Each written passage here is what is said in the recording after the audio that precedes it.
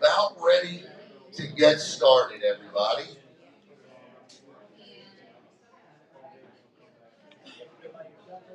Wait one more minute.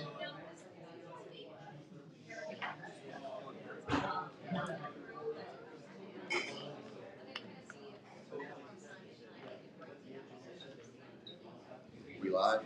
Yes. You will be able to watch this, and those that aren't in attendance, you can watch this on Brevard Sports Network, Facebook, or YouTube tonight, and it'll be up there forever on YouTube. Facebook will take it down in a month. So if you're Facebook only, I would recommend saving it because they do erase all lives 1 month after they are put up. So just a little bit of social media advice there. All right, good evening, everyone. How is everybody this evening? All right, welcome. Hard to believe this is the 4th annual Mid-Coast Officials Hall of Fame banquet. Thank you all for coming, and give yourselves a round of applause. We're going to do that a couple times tonight as well. It is the one time of the year where you all get to blow your own whistles without somebody yelling at you from the stand. So congratulations on that. But for us, myself, Caleb, it is an honor to be back here for a 4th straight year to be your MC. It either means we've done a good job or nobody else is brave enough to try to get up here and crack a joke in front of all of these stone cold faces as we sit in front of the room. But let's be honest, let's get one thing straight right from the jump. Tonight, it's not about flags, it's not about fouls, missed calls. There's no instant replay required here tonight. Tonight is about respect. Respect for a profession that often and unfairly gets more blame than credit, more boos than applause, and more questions than answers. But let me tell you what I've come to learn about officials and referees. These are the people who show up early, stay late, memorize rule books thicker than an old New York City phone book for those old enough to remember those. And you still manage to keep the peace between 2 coaches, 2 teams, their players, and oh my goodness, let's not forget about the hundreds of loving and caring parents that are sitting in the stands these days. And you all do this while wearing polyester in Florida in the month of August. But seriously, according to the National Sports Officials Association, over 75% of officials quit within the first 3 years because of either a lack of support or a lack of or abuse. I'm sorry. But the people in this room, and especially the people we're going to honor tonight, they didn't just stick around. They led, they taught, they elevated others, and they made officiating and the game better for every community they blew a whistle in, threw a flag in, or made a call in. So I'm going to ask you once again to please give yourselves another round of applause. You all are the unsung heroes of high school athletes, the guardians of the game's integrity. And you do it without fan sections, recruiting stars, and Gatorade showers. Now, a little bit about this year's Hall of Fame class. We've got 4 absolute legends. We've got John Hoffmann. He's been with the MCOA since 1997, and he just worked the Rose Bowl. Yeah, no big deal, right? I mean, just the college football playoff. Listen, when your headset costs more than a college quarterback's cleats, you're a big deal. We got Joe Hutten, a triple threat. Football, basketball, baseball. He's worked more playoff games than a lot of teams win in a decade. We also have Dan Evans, whose leadership, mentorship, and presence shaped the path for so many officials, including him himself. Though Dan is no longer with us, his legacy lives on in every official who ever took the field with confidence because he showed them the way. And Rain Lacey Sr., another leader we lost. but whose fingerprints are still on every playbook, every training session, and every official he mentored. Rain was a man of principle, precision, and presence, the kind of official every coach wanted and every fellow ref respected. And that goes for all four of them, for that matter. So another round of applause. To Dan and Rain, while your whistles have gone silent, your impact echoes in every gym, field, and court we step on. Tonight, we honor these four for their dedication, leadership, and love of the game. But more importantly, we celebrate the values they stood for, you stand for: integrity, service, excellence, and mentorship. So please, let's eat well, let's laugh loud, cheer like you're in the front row of a Friday night football game. Because tonight, the spotlight's on the stripes. So let's get this underway, and let me introduce the president of the MCOA, Steve Muzzy.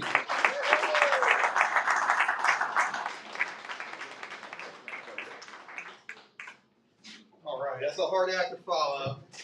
So first I want to say, it is a great time to be in the Mid-Coast Officials Association. I am blessed and privileged to be here. It really is a great honor and privilege to welcome you all to this Mid-Coast Officials Hall of Fame ceremony. It's something that is our 4th annual, and tonight we gather not just to celebrate excellence, but to reaffirm the bonds that make this association. We're more than just a professional network. I really feel like we are a family. And I feel like that family extends beyond the officials. That's so awesome to see the Lacey family, the Evans family, the Hoffmann family, and the Hutten family here. This is a sacrifice that you guys make too. And by you being here, you understand the importance this is and the commitment. So this is just about honoring you all as well. Officiating, we think it's a calling. It demands precision, integrity, and resilience. But more than that, the one thing that I hope in the Mid-Coast Officials Association, that it really demands unity, right? We stand shoulder to shoulder on the field, in the locker room, and really in life. And we're bound by this shared commitment and love of the game, which is why we do it. And we're bound to this commitment to each other. We're really like a fraternity. It's a fraternal spirit that makes the MCOA so special. And tonight, we honor 4 individuals who exemplify that spirit. And we're going to talk about you guys quite a bit. But John Hoffmann, his leadership and on-field excellence has inspired our officials. His recent assignment to just the 2025 Rose Bowl is incredible. But he gives back to this community and to this association, and for that we are so grateful. Joe Hutten, as Alan mentioned, a multi-sport official. He's an instructional leader. His dedication to teaching and mentoring really shapes the very fabric of our association. He's been a long-term educator, and we're thrilled to honor him. Dan Evans. We have Dan Evans Jr., I think, in the room. His son. His legacy, and his daughter. We have his daughter. We have his grandson. And he's going to say a few words. But Dan's legacy lives on, as Alan mentioned, in every official he mentored, every standard he helped raise. And I think hopefully, Mr. Hoffmann, John, I think he had an influence on you too, and I hope you speak to that. But again, he's no longer with us, but his presence is deeply felt. He will be honored, forever on our website. We also honor him and Rain and everybody who has passed. But not only do we honor them for his work, but you guys are in a special category as Hall of Fame. Rain Lacey, some of the words. He was just a pillar of integrity and wisdom. He served not only on the field, but also as a guiding voice in our leadership. He was a steady voice, constant he was the rules expert. I mean, he was known as the rules expert. He was a rules interpreter, I think, for multiple sports, in football and basketball and possibly softball. But I just want to acknowledge also that there's many more deserving individuals who are in the MCOA, who have been with the MCOA, whose contributions are, equally profound. Our goal through this Hall of Fame is to honor these individuals thoughtfully and meaningfully. And really, my thought was, over the next decade, what we try to do is keep the class sizes somewhat small so we can properly honor the ones who are inducted. I know there's different ways to look at that, but that's kind of what we're looking at this as a journey. It's just the beginning of a 10-year journey that I'm looking at, and so we're just very excited about that. I want to say a couple thank yous before we get started. Alan's going to introduce him, but I want to thank Neely Dunn, who's agreed to be our guest speaker this evening. I've tried to get Neely here before, but he's typically been at some NFL or college evaluation type event, and so we're very lucky to have him. His career is very distinguished, but I really look at Neely as a member of this community. I mean, and he grew up in Cocoa, and Alan's going to introduce him. So we're honored, Neely, to have you with us tonight. I also want to say thank you to Alan Zlotarinsky from Brevard Sports Network. I spell that. I can't spell that. I've written it down. Really, Alan's the best sportscaster in Brevard County. His dedication to high school sports in Brevard County, I don't think is matched when you go to other counties. I think it's unmatched. And of course, his trusted right-hand man, my man, Caleb Brown. Thank you, Caleb.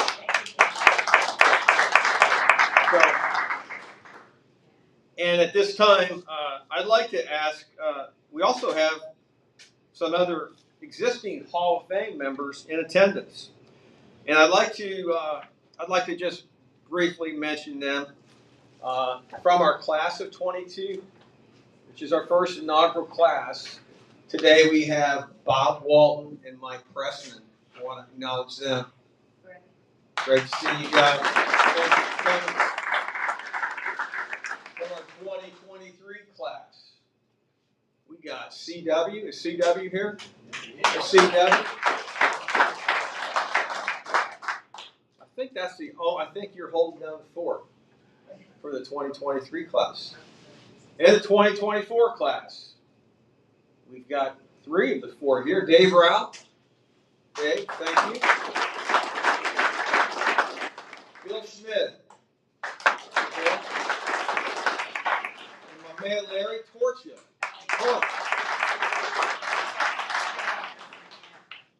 Okay. So I also want to thank our fellow MCOA officers and sports commissioners who are here, and I want to recognize them. Norm Chiger, Secretary. Norm, thank you. We'll talk about Norm here in a moment as well. Our football commissioner, year 1 football commissioner, right? Scott Corso. Really excited about the work that Scott is doing. Flag football. The man, Dwayne Summers.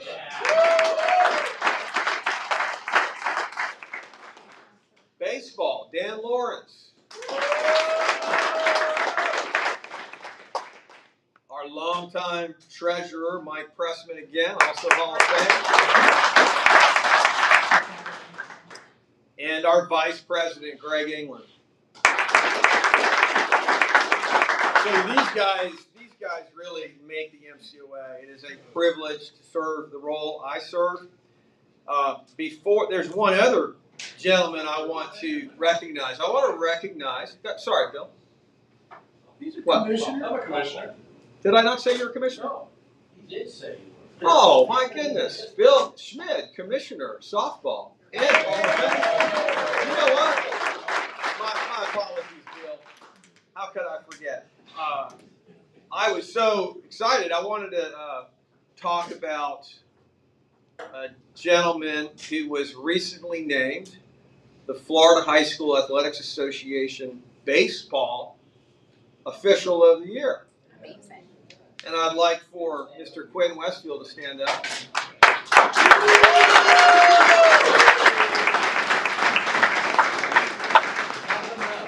Thank you, Quinn. I'm going to say I met Quinn for the first time, and I said, I expected you to be a lot older. Exactly. So I was blown away that a young man who started officiating at 12 is now doing college, Little League Baseball, who's now doing college baseball, was on the #1 baseball crew. So that is just a great job. And I really also want to thank Dan Lawrence for what he's doing to promote and develop officials. Okay, so I'm almost done, but I want to thank the person. Thank you. Well, who was that? Was that Kevin? Before we go, I want to thank our volunteers who made this event possible. I want to say that it's really been stepped up a lot through the decorations.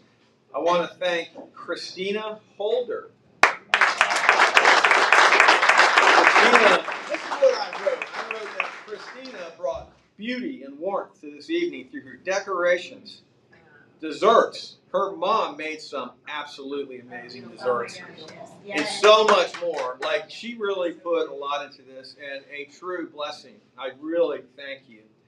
I better thank her husband, our fellow official, Kevin Holder. I just drove her here. And again, Norm Chiger, who also helped tremendously. Your contributions are deeply appreciated. And again, thank you all for being here to celebrate our amazing Hall of Fame inductees this year. I'm going to turn it back over to you. All right, sir. All right. Thank you.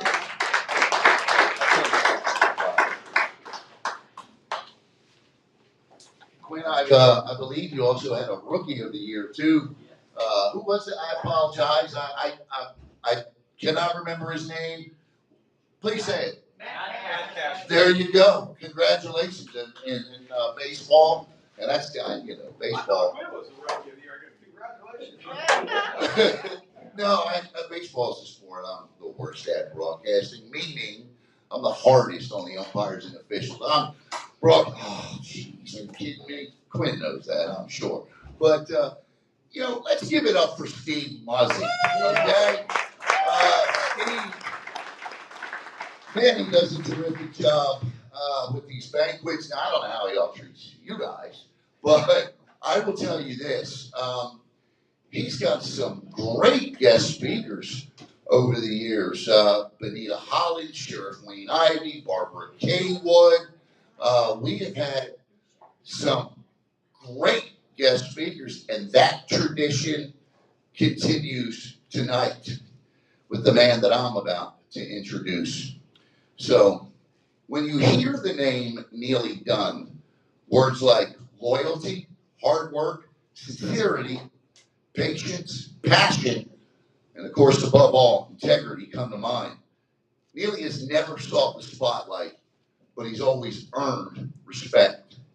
Neely, a lifelong Brevard resident and a proud graduate of Cocoa High School, Neely earned a scholarship to South Carolina State, where he played fullback under the legendary coach Willie Jeffers. He helped the Bulldogs capture 2 conference titles. He was co-captain of the 75 team alongside former New York Giant and Hall of Famer Harry Carson. And he went on to serve as a graduate assistant on the 1976 squad that won the school's first ever national black college football championship. But no matter how far he went, his heart always stayed close to home. In 1976, Neely and his beloved wife Betty, his childhood sweetheart, returned to Brevard to begin their careers in education. The two had walked nearly every step of life together, from Cocoa High School to South Carolina State, and now back home to serve the community that raised them. They both accepted jobs at their alma mater, Cocoa High School. Neely coached in every sport, served as athletic director, and eventually became principal. Betty, equally devoted to education, rose through the ranks as a respected teacher and an administrator. While building a legacy in education, Neely was also quietly rising to another world, the world of officiating. He started on high school fields before advancing to the MEAC, then to the SEC, where he worked for 9 seasons as a downfield official and side judge. In 1994, he began working in NFL Europe when he got the call after NFL expansion. One of 15 officials selected all across the country to become a new official. Yeah, that's quite an honor. 7 years he served as a side judge. In 2001, his sharp judgment, steady demeanor, and deep knowledge of the game earned him a promotion to regional supervisor of officials, a role he held for 17 years until his retirement from that position in 2017. But Neely wasn't finished. In 2020, he returned to the game he loves, and today he continues to shape the future of officiating by scouting and evaluating college officials for the National Football League. Neely, to this day, still ensures the next generation upholds the same standards of excellence that have defined his career. In 2022, Neely and the Brevard community suffered the heartbreaking loss of Betty. But her spirit continues to shine through the man. He is gracious, humble, devoted to service, and full of purpose. So tonight, ladies and gentlemen, we don't just celebrate a career. We honor a life built on principle, passion, and more importantly, impact. So please join me in welcoming a true leader, a mentor, and a remarkable man, Mr. Neely Dunn.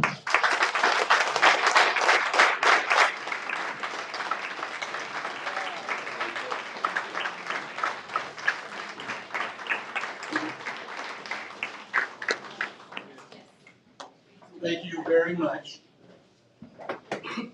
Good evening again to everyone, and my pleasure to be here with all of you. I want to say congratulations to the 4 inductees, as well as the families. Now, we'll say, Alan, you took just about everything I was going to say. So I'm scrambling now, but it's been great to be here. Torch has been after me for many years to get back involved with the Mid-Coast Officials Association, and I'm going to start to, certainly do that. I spoke with Steve several weeks ago, and he asked if I would come by tonight and be the guest speaker, and quite naturally I said yes. Anytime I have an opportunity to speak to young officials, I've always wanted to do that. But I asked him, I said, well, what do you want me to talk about this evening? And he was very upfront. He just said, tell your story. And I've been very blessed. As Alan said, I'm a graduate of Cocoa High School. I played football there, and blessed with the fact of being able to get into college officiating and kind of move through the ranks, so to speak. And I got my start, and I have to tell you this story, just a brief story. I participated in NFL Europe, so did a lot of other officials. That's when the NFL has some of their NFL officials go with officials that they're looking at and work with them and kind of see if they can work at the next level. And I'll never forget, we were over in Europe, and the referee said to me, hey Neely, let's go down to the bar and have a drink. The other officials went with us. So we're just sitting in there talking, having a good time. And then he looked at me and he said, I have news for you. I talked with our boss today, And I want to say in front of the other officials here right now, welcome to the NFL. Wow. I almost, fainted. It's just such a big shock. I was not, expecting that. But as Alan said, I've been here all my life. Graduated from Cocoa High School. Had a great career there. Came back. Went back to, it was McNair Magnet School when I was principal there, but I went there when it was a elementary school, Poinsett Elementary School. And I'm always attempting to give back because life has been very good to me in terms of, what's happened for me over the years. And I say to officials all the time, we're like a big fraternity. We always should look at helping one another whenever we can. And there were a couple of stories I want to tell. I have to tell you this one. When I retired from the school system in 2000 to work as a supervisor in the NFL, I had to move to New York. And I remember getting to New York, and I was so concerned. I said, I do not want to ride that subway. Because I've watched it on TV. I've never been really to New York a couple of times to interview, to become an official, and interview for the job. So, talking with my wife, we decided, hey, why don't you try to stay close? So I went over on the west side and found this nice place. 250, it was 250 West 50th Street. So I'm sitting in there talking with the manager, and I said, this is perfect. I can be on the 19th floor. I'm in walking distance to the office, only about 7 blocks, away from the office. And then we got around to what it would cost. So I said, well, what does this cost a month? She said, it's $3,280, a month. So I said, well, I thought she misunderstood. I said, I'm not looking to buy this place. I want to rent, everything is so expensive in New York. And she said, oh, no, that's the rent. So I'm saying, well, that should be, what about the utilities? Are the utilities in that? No. That's just the rent. That was one of the funniest things to me. I told this over and over. I guess I was just kind of naive being in New York. Everything is expensive, in New York. But I had a great time. I'm very happy, as I said, to be here. I'm happy for the fact that I've met a lot of people over the years in officiating, and we are like a big fraternity. So after 6 years in the office, I retired and got so many, nice emails from friends, relatives, other officials that I work with. And I kind of want to end with this. I have two, and I always tell officials when we're talking about, whatever, you always want to be the best that you can be where you are. I never had any hopes, or I was not wishing to get to the NFL. Things just kind of fell in line for me. And again, I've said over and over again, I have been very blessed from that standpoint. But I'm going to ask you if you recognize his name, if you watched NFL football. Does Red Cashin come to mind to anybody? You remember Red Cashin, and he would always say, first down. Yeah. One great official, a good man. And when I got the letter and I accepted the job, he sent me this email, which was back in May 16, 2001, so I kept it. It says this, it's from Rick Cashin to me. I know you will enjoy working in the office with a great group of fellows, and you will add to the staff with your knowledge and insight. Your experience on the field and with crews will benefit all the officials of the NFL. Congratulations to you. If I can ever be of any assistance, I would welcome the opportunity. I look forward to seeing you Red Cashin. That really meant a lot to me. And I have one more that I want to read. It says, Neely, I want to add my congratulations to you regarding your new job. I think those of us who officiate appreciate your talents and abilities. I believe the NFL selected the best man for the job. You will be missed around here. I hope somewhere down the road our paths cross again. I will always appreciate the time that you took to talk to me in the MCOA. It has meant a great deal. If I could ever return the favor, please don't hesitate to ask. Keep up the great work and good luck with your new job. I hope you will enjoy the Big Apple. Jay Berendal. Know him? Yes. And what I took from that was this. Here it is, Red Cashin, one of the all-time, favorite, well-known referees would take time to send me this, as well as a lot of other people. But the letter, the email from him meant just as much because I respect what he is. He has, done a good job. I always tell, officials, just do your best where you are and let things fall where they may. It's great being here. It's good to see everybody. I'm having a great time with retirement, and I'm looking forward to working even more with the MCOA. Thank you very much.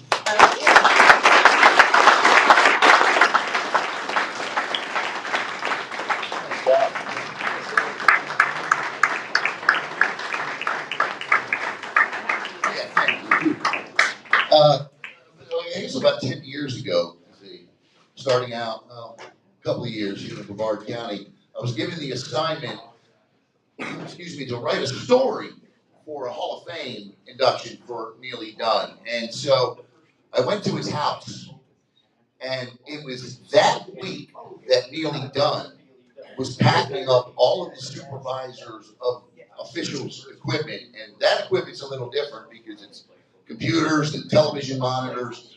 So I showed up, and most of it was packed up. And as I began to interview Neely, he looked at me and he said, well, would you like to see how all of this works?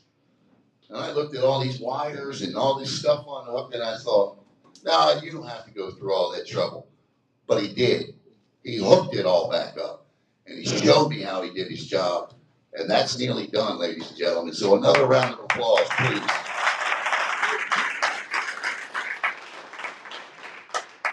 Okay, so we are going to move on to the induction part of the ceremony.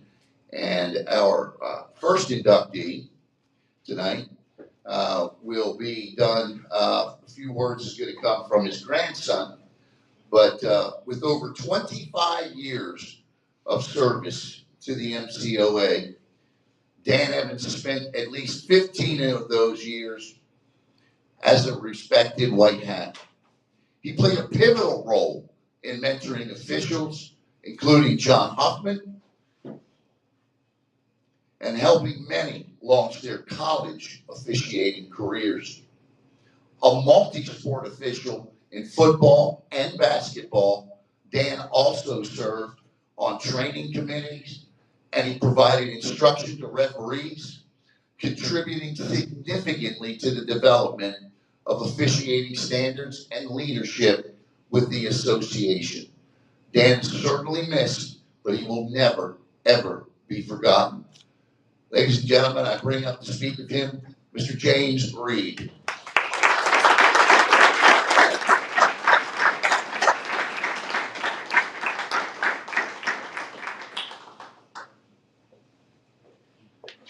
How you doing, man?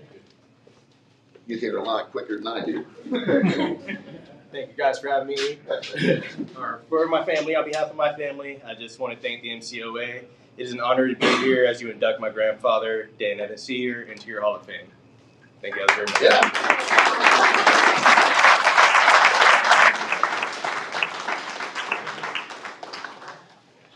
All right, here. Nice job, nice job.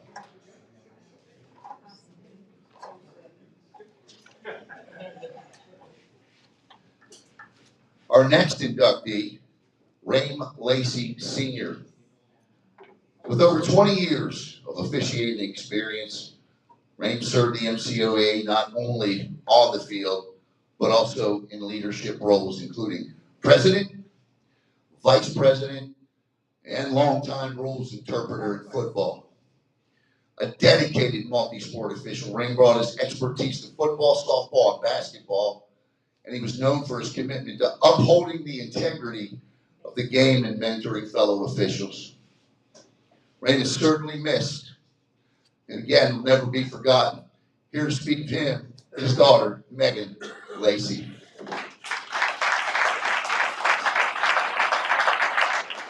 Hi everyone, my name is Megan Lacey Locke. My family is joining me tonight. My mom, Eileen Lacey, my sister, Shannon Lacey Murray, and my nephew, Andrew. My brother also officiated with my dad. My brother Rainey actually sadly passed away in November. My dad passed away in March. So it's been a year for us. They're together, so everything's great on that. But my other brother Ryan, he's actually on vacation because he just got married. So everyone's been asking where he is. He just got married, so those things are happening. All right, I have a little speech. So good evening, everyone. Thank you for being here today and honoring the legacy of my father, a man who wore many hats, but perhaps none more proudly than the one with the whistle. Whether it was behind home plate, on the hardwood floor, or under the Friday night lights, my dad was an official. But to me, my sister, and my brothers, he was so much more than that. He was a coach, he was our mentor, our biggest fan, our hero. My father officiated softball, loved softball, baseball, basketball, and his favorite, football. And he didn't just do it for the love of the game, though he certainly had that. He did it for the love of the people, for the love of the community, for the love of fairness, integrity, and teaching young athletes how to play with heart and respect. I remember watching him crouch down behind the catcher during a summer softball game, and the sun was beating down, dust swirling with every pitch. He had this calm authority, never rattled, always focused. He knew the rule book inside and out, but more importantly, he knew how to handle people. Coaches respected him, players listened to him, parents trusted him, and when he called a strike, you knew it was a strike. He brought that same steady presence to baseball, whether it was Little League or high school varsity.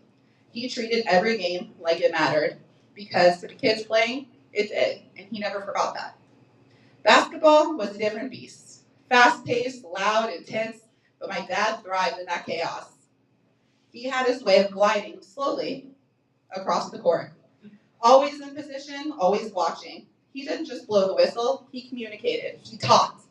He diffused tension, he made the game better, not by just enforcing the rules, but by embodying them. And let me tell you, he had a sixth sense for traveling. You couldn't sneak one past him, believe me, many tried. But if there was one sport that truly captured his heart, it was football. Not just because of the game itself, but because of what it gave to him, time with his sons. Football season was sacred in our house, still is. Not just because of touchdowns and tackles, but because of our time together. My brothers, my mom, and I would watch him sometimes and catch him at games. We'd sit in the stands watching him command the field with that signature stride and booming voice. Sometimes my brothers, if they were lucky, would get to be part of the crew, holding down the markers, spotting the ball, soaking in every moment.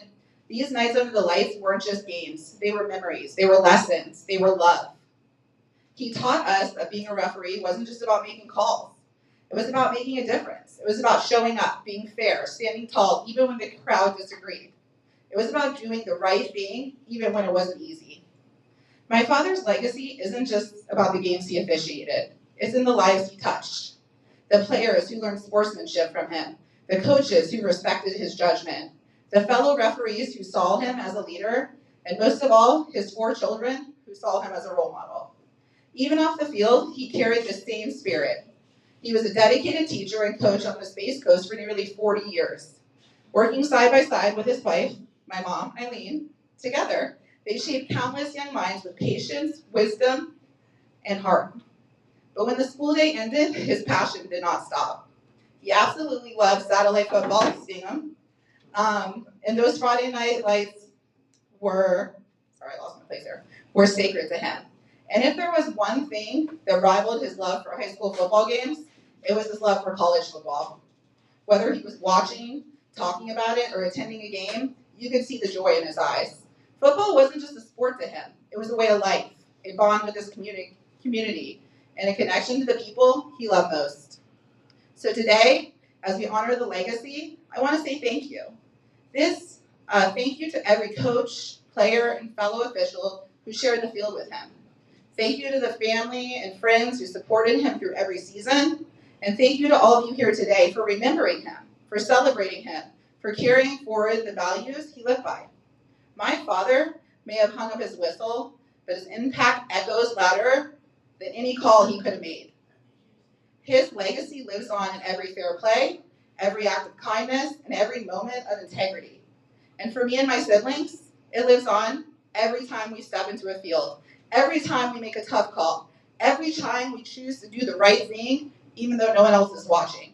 Because that's what he taught us. That's who he was. That's who he'll always be. And I really want to thank you. I have kind of some silly stories that I didn't write in here. So my dad was very snarky and funny, but like with a very straight face. You didn't know if he was being joking or he was serious. So one night he called my mom and he's like, Eileen, you got to get over here. I'm just going to a game. And he's like, my mom's like, what's going on? And it was like far from our house. We live beachside. And he's like, you got to get over here. She's like, what's wrong? He's like, I parked the car and the cat came out of the car. He's like, the cat was in the car. You got to come get the cat. I locked it in the car, but I got to go officiate a game. So the cat made it all the way to let's say Sebastian. It was far. And my dad was worried, how did this cat get this far underneath the car? So my mom had to come pick up the cat. That was a great story. Another story my brother told, he used to officiate with my dad. And he said, we have a pool at our house, and my brother had just come home from college or wasn't home. He was like, oh, hey, Dad. My dad was coming home from officiating a game. And my dad, he still had all his polyester outfit on. He just didn't even say anything to my brother. He opened the pool door and just walked straight into the pool, full uniform. That was him. So I just want to thank you guys so much. And my mom is so touched by this honor. I just wish my dad was here for this because this would have meant the world to him. He absolutely loved being an official. So thank you guys so much.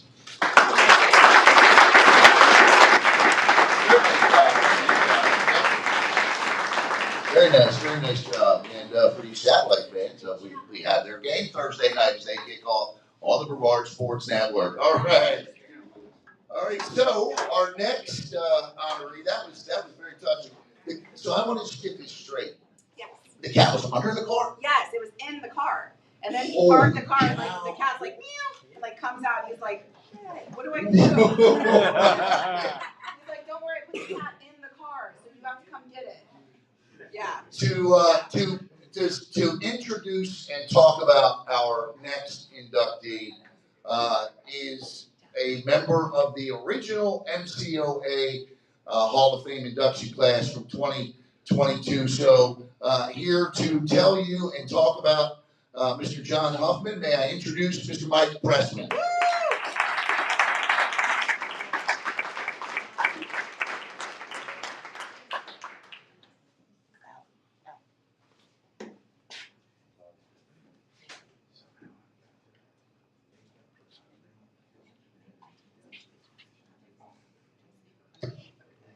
Good evening, everybody. Good evening. Good evening. I first met John back in 1997, about a week before we were going to take a 100-question rules test. And I told John, I said, well, we're only a week away. Here's the rule book. Kind of study, do the best you can. So we take the test. It's closed book, 50 minutes to take it. We come out and compare answers. And I think John actually got a better score than I did. And I thought, this man is destined for good things. John would work a lot of youth games on Saturday. He'd get up at 9 o'clock, work all day. He just wanted to become better. He also would attend our varsity games on a Friday night rather than stay at home. He'd come, stand on the sidelines, talk to officials, find out what they were doing, how they were doing things. And it just proved to everybody that John wanted to do the best that he could. John also started our MCO website way back in around 1999 or so. Wasn't much at the time, but it's developed quite well now. John went to the commissioner and said, I'd like to present rules and mechanics. And this was only in his second year. And he wanted to do that because it forced him to study the mechanics, the rules, so that he could present them, and it helped him to learn the rules and everything that was going on. And John has continued to do that, even though, as many people have heard, he still works in the Atlantic Coast Conference. He's worked the Atlantic Coast Conference championship games. He's worked the Rose Bowl, and he's had many bowl games. And he still comes back every year to help us out, to get better. John was selected to do varsity games in his second year. He didn't get to do many, but he got to do some. He ran for and became the secretary of the MCOA. He was vice president of the MCOA for a while, and when things happened, our president had to step down. John stepped up and became president and ran the organization for a year. John didn't think he was as good as everybody else. Not like most of our officials who think they're God's gift to officiating. John didn't think he was good enough to go anywhere. And when we had a NAIA clinic, after John was in for about 5 years, there was an opportunity for John to work Weber NAIA games over in Lakeland area. Well, anyway, John kept saying, I'm not going, I'm not going. Well, a bunch of us got together and said, John, we're picking you up at 7 o'clock and you are going. And we got him there, and the guy was so impressed with his ability that he ended up working NAIA games that year. You can probably read up there most of what John has done over the years, but he's worked high school football, he's worked indoor football, he's worked at NAIA college football, Division I AA football in the Mid-Eastern Athletic Conference, Gulf Atlantic Conference, Big South Conference, and then he was selected to go into Division I football, where he worked in the Sunbelt for 2 years, and then finally he was selected to work in the Atlantic Coast Conference in 2013, and he continues to work in the Atlantic Coast Conference now. And with that, I'd like to present John to come up, and everybody.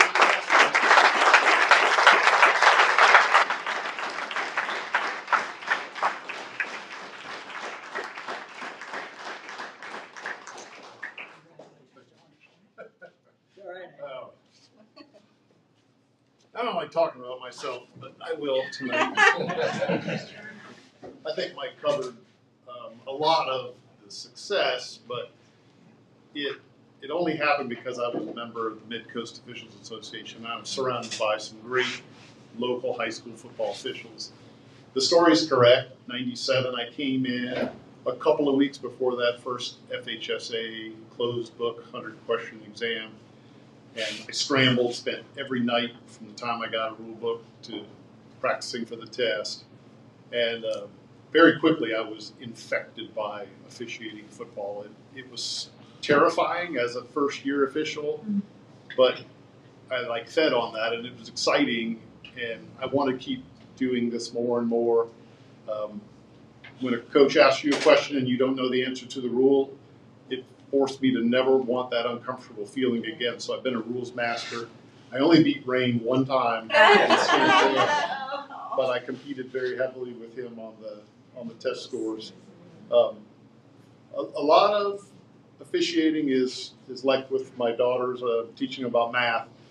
It's a foundation. That bottom layer has to be rock solid, and I got that rock solid base in the Mid-Coast Officials Association.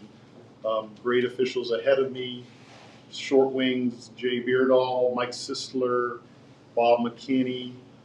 Mike Bressman was my 9-year mentor in high school, continues to mentor me today. But it was it was that foundation of, it's one thing to learn the rules, it's another thing to learn how to apply the rules and be the bastion of fairness. And that's what I learned from the officials before me. It's great that wonderful things happened after I left. The only reason I got a crack in college football is because of Dan Evans Sr. He was a referee in the Mid-Coast Officials Association. We had worked adult, amateur, semi-pro football with Dan as our referee. Mike was the umpire. And we ran around the state working really bad football, but having a great time. And when Dan got the job as the supervisor of officials for the MEAC, he said, I know you can work football. I want you to be on my supplemental list. And Dan invited me to be in the MEAC as a supplemental. I worked the clock and I worked the game at Bethune-Cookman. And then he hired me for his staff, and I worked there like 7 years, always trying, you see the next thing and you're like, MEAC football's great, but I know there's other football. But I never really had like a finish line in mind of what this would be. It just started, little kids Pop Warner, and next thing you know, you're at the next level, and then the Sunbelt calls. I worked there, and then the ACC called, thanks to Pittsburgh and Syracuse joining the league, and it just built and built. But I was always like trying to be the best. Fortunate to have rewards of ACC championship games and bowl games. But my favorite high school football memory is a simple game, O'Gallagher Bayside, that went down to the wire and somebody kicked the last second field goal. But both teams were like 4-4, but it was one of the greatest high school football memories. It's not the bowl game, it's not the Rose Bowl, it's those games that I remember. I think if Dan hadn't helped me along, I would probably be in my 29th year of high school football in Brevard County working for Mid-Coast.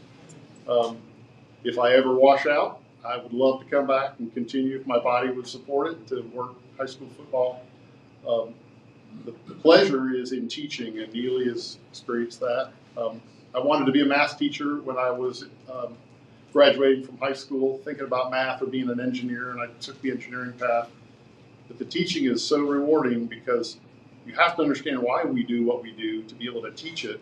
And then when you see the light bulb turn on and a guy gets it and he understands and he can follow the instruction that you just taught, it's a great feeling. So I get a lot of joy out of coming back and helping, and it's great that it benefits the association, but I do get a lot of personal satisfaction from that as well.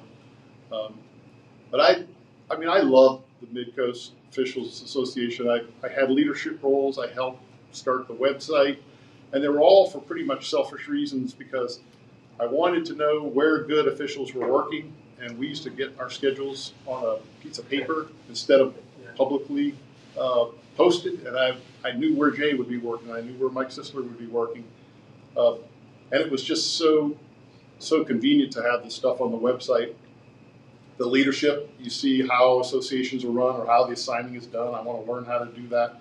So they were great ways to make a contribution, but still kind of get something personally. And Mike talked about the training, being able to teach was a selfish thing as well. I would take an aspect of the rule book that I didn't fully understand, make a 30-minute presentation to the Football Association, and present that at a local meeting, and it just kind of stuck. But I'm infected. I'm going to be a football official till the body allows it. It's unfortunate that the skills for officiating are as good as they're ever going to be in my mind, but the body is only so good, knees and hips and backs. So that's a time limit there.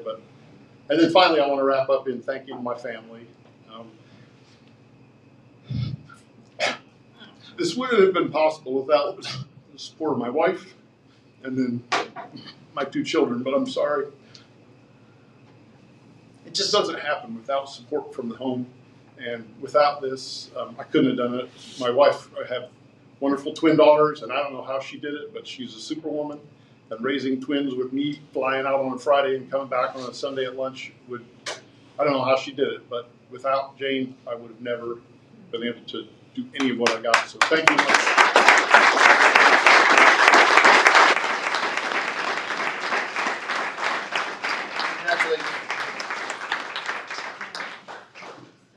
So I looked over early at the table when John was sitting there. You have answered the mystery in my mind tonight, because when I looked at the table, I went, "Are they twins?" So appreciate that.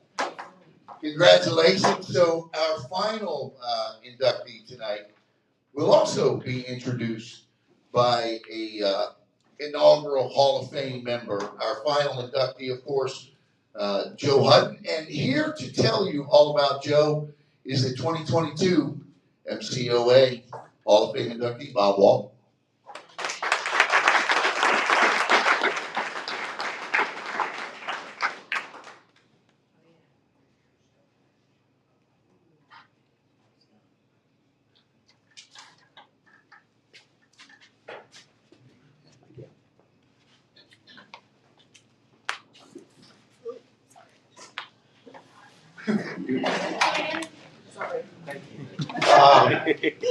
Really happy to be here.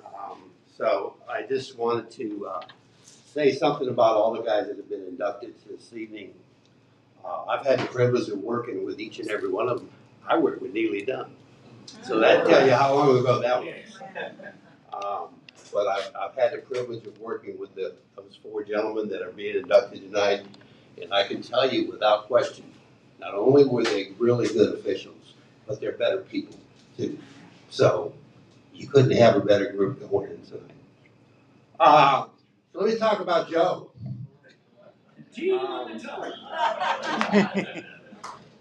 I first met Joe, he was coaching at Cocoa High School. And I met him on the football field at Cocoa High School one time. And does anybody know who Dan Hurley is? The UConn head coach? You know how he is on the sideline? That was Joe. That was Joe. Not so much in football, not so much in baseball, but in basketball, that was Joe. He would let you know how he felt. I never had any issues with Joe. We always got along real well, and I guess we still get along pretty well because we've been working together for a long time. I've worked many a playoff game with Joe, worked many a youth football game with him. And the only problem with the youth football games, we worked the youth football games, and we weren't making any money back then. But we'd go work the game. We'd probably work all day, at least at 2 or 3 o'clock in the afternoon. But then the problem, we went to the bar and lost all our money at the bar. But one thing we always did, anytime I always worked with Joe, we always had a good time. No matter what the situation of the game was or how bad the fans were, we always had a good time. And that's the key. If you can have a good time and kind of block out the noise, then that's everything. So it's my pleasure to be able to introduce my buddy, Joe Hutten, for induction into the MCOA.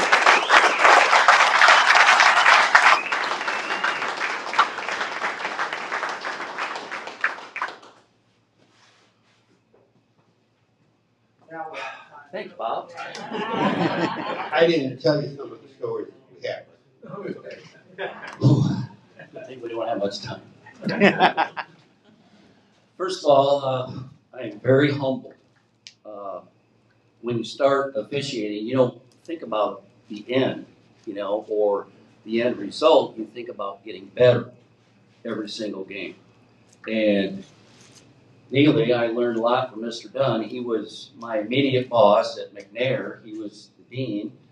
And on my way out the door every day after school, he would be in the cafeteria because his job was to supervise detention. He had his rule book. He had practice tests. Things were being highlighted, and I'm like, that's how you become a good official. So that was the start. 1997 is when I finally left the dark side for good. As Bob said, I was a coach. I decided to become an official full-time, and it's been quite a ride. I've learned so much from so many different people. The current Hall of Fame members, Torch, one of my mentors, Bob, Mike Pressman, Larry McKella, all those guys. They helped me. I wouldn't be here without them. And I appreciate the time that everybody took to help me get better. John talked about the wife and the family. I do the 3 different sports, and I'm fortunate because my wife Dina, she doesn't care. She says, "Go have fun." Gives me a hug and a kiss after going out to the game. Have a good time. And you know how it is. Football nights, you don't get home till late. Some basketball nights, same way. Baseball can last forever. She never wavers. Go enjoy yourself. Which leads me to a story of this older couple. Guy was in his 80s. He's in a hospital bed.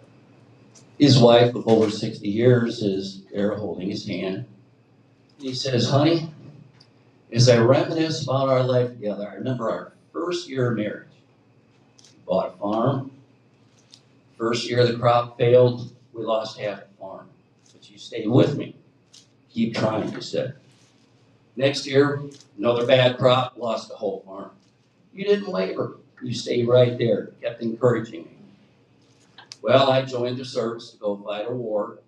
You joined the nurse corps to be close to me.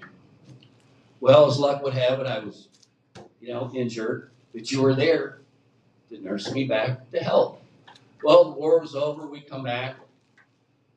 I must have worked 5, 6 different businesses and failed miserably at all of them. And as I reminisce, you're here next to me today, and I can think of only one thing. You're bad luck. Thank you very much.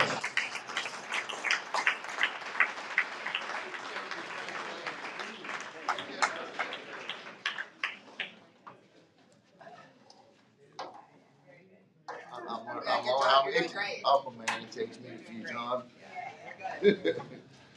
My portion of the evening, Mr. Muzzey's going to close it out here tonight, but I do have a couple closing remarks.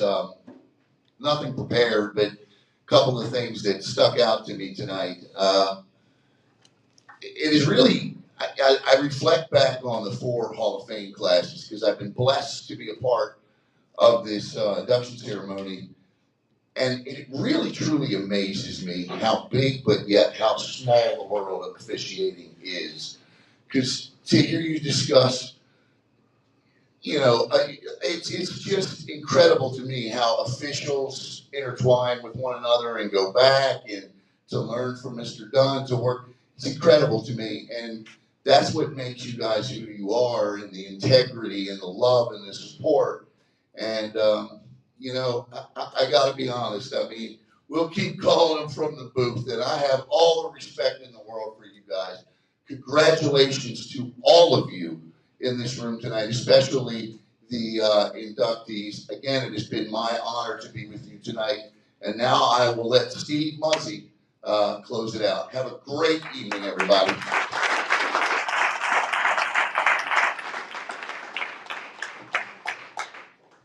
All righty, thank you, Alan. That was fantastic. I tell you, we put significant planning and work into making this event a reality. But hearing stories, very touching, and just hearing the impact that officials have on the game and the people. And you said it right, Alan. It is a small community, but it just makes everything worthwhile. We just say thank you all so much, each and every one of you. We don't have much here, but we do have, as a final thing, what we would like is each of the inductees or inductees representatives come up. We have a shirt that basically has your name, MCOA, Hall of Fame, and the year. And we'd like to get a picture of everybody and have you come up and take this shirt. Thank you.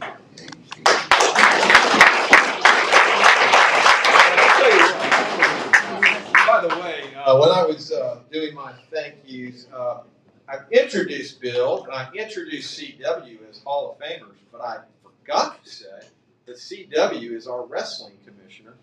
And by the way, I did hear that CW, did you play football with Neely Dunn? Absolutely. I mean, you talk about a small world, sir. Neely Dunn. I absolutely tell you he was one badass football player. Well, you didn't really have to tell us that. Terrible football team. I mean, I did see. Cocoa High, we went 0-10, and he was the baddest guy on the field.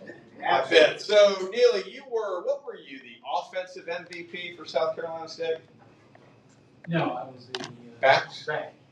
Okay, you were an MVP on the offense. So did you play with Harry Carson? Harry Carson and I were roommates. Him and Harry Carson. Harry Carson, NFL. I was just going to say, I guess I could see why you maybe get the team MVP. But Harry Carson, that's amazing that you're roommates with him. We had the same major. And had the same major. We still stay in contact with each other. And they still stay in contact. So, hey, we appreciate you too, and we really want you to be part of this family. We need you to continue to help mentor. We thank you so much, John, for all you're doing. But hey, maybe there's the next John Hoffmann and Neely Dunn coming through the ranks here. So we appreciate everybody's support. So with that, also I said CW was the commissioner, and I forgot to say Bill Schmidt was the commissioner. But so there was dual roles, and I apologize for that, guys. It's in alphabetical order, and you skipped softball. Yeah, I must have. Yeah. Okay. Well, thanks everybody, and if you guys could come up and get these shirts so we can take a picture, I'd appreciate it.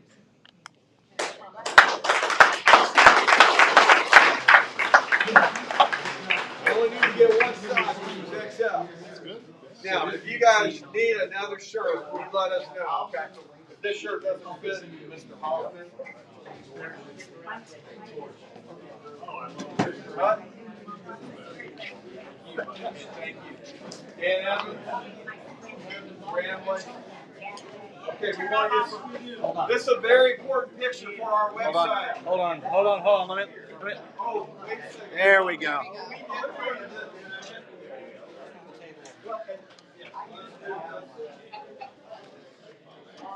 So, folks, as we get set to close out the MCOA Class of 2025 ceremony, there they are, ladies and gentlemen, representatives and Hall of Fame. Good. No, we're still not getting